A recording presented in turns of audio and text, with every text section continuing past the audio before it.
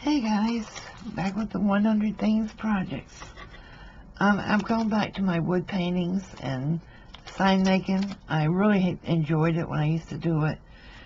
So I made these little hanging apples, and it says Grandpa's are special, but I love my grandma.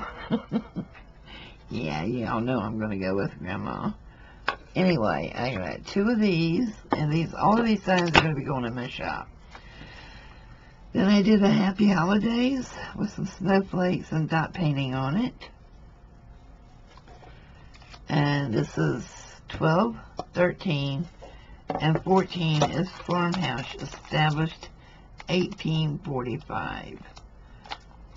And this is the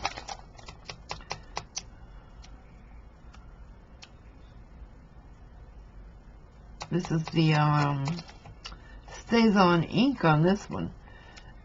Johnny from Junk Journal Shop was showing us how to do it, and I decided to try some. Most of mine are with paint, but some are with the ink as well. So this is 11, 12, 13, 14, and 15. So